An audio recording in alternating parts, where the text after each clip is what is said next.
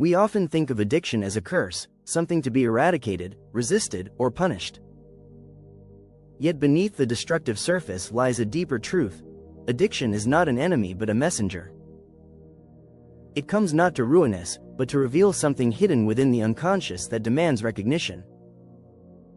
To understand this is to reframe the struggle, not as weakness, but as a misdirected search for wholeness. The psyche is not a machine that simply malfunctions. It is a living system. When it suffers, it does so with meaning.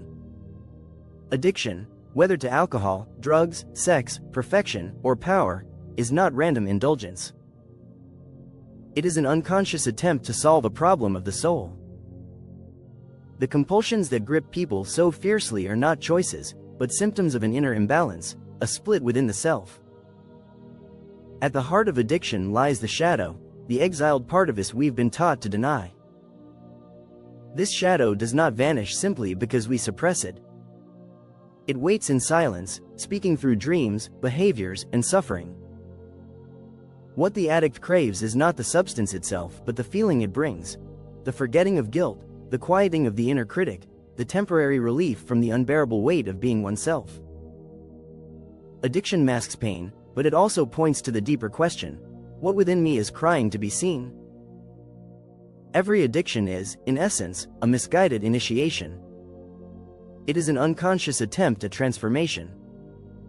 The addict is not simply escaping but reaching for transcendence, for the eternal, for something sacred.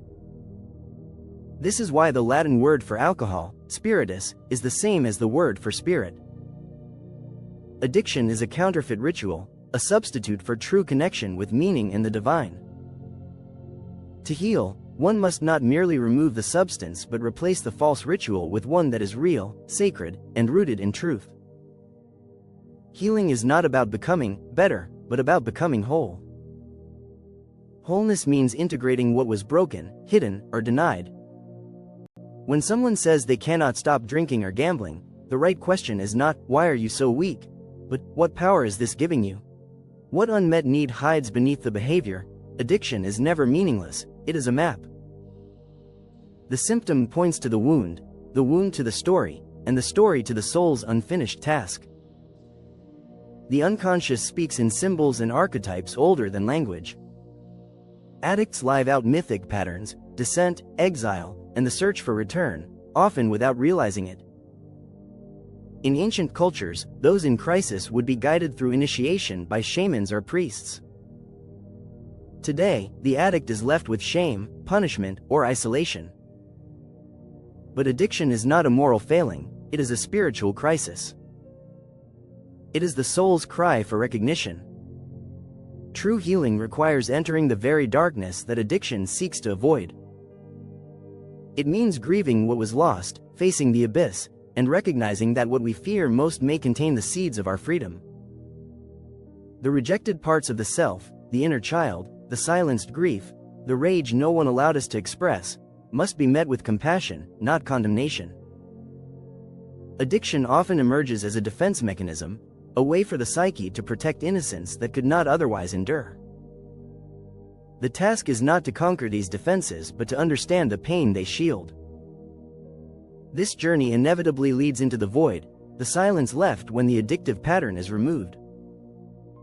While terrifying, the void is not an enemy. It is the womb of transformation, the place where the ego dissolves so that the deeper self may emerge.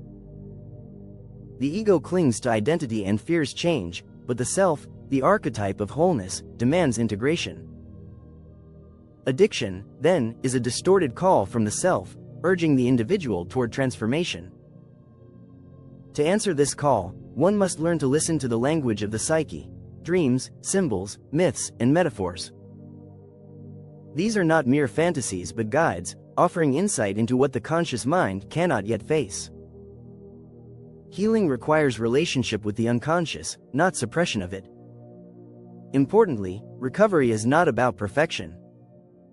The self does not demand flawless behavior but honesty and awareness. Relapse, shame, and struggle may still occur, but the goal is not to erase the past. It is to live in dialogue with the inner world, to integrate rather than deny. Addiction is not an identity, it is a chrysalis. Within it lies the possibility of rebirth.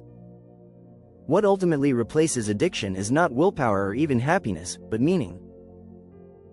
The soul cannot live on emptiness. In the absence of meaning, it will create compulsions to fill the void.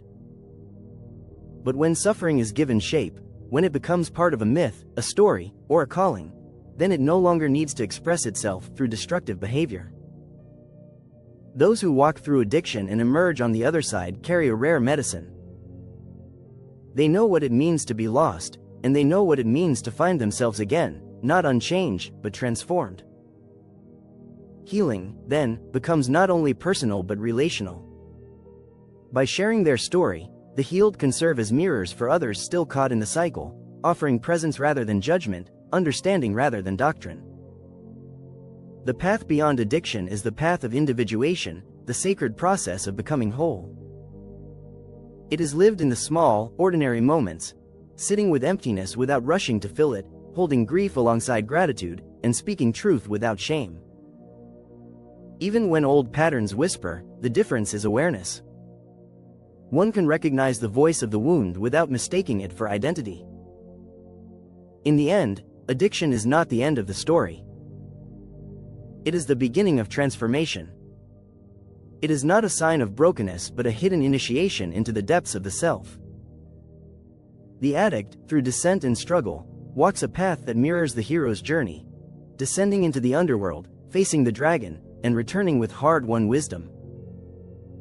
The truth is simple, yet profound: you are not broken. You are becoming. Addiction was not your curse but your calling, the dark womb from which your new self is born.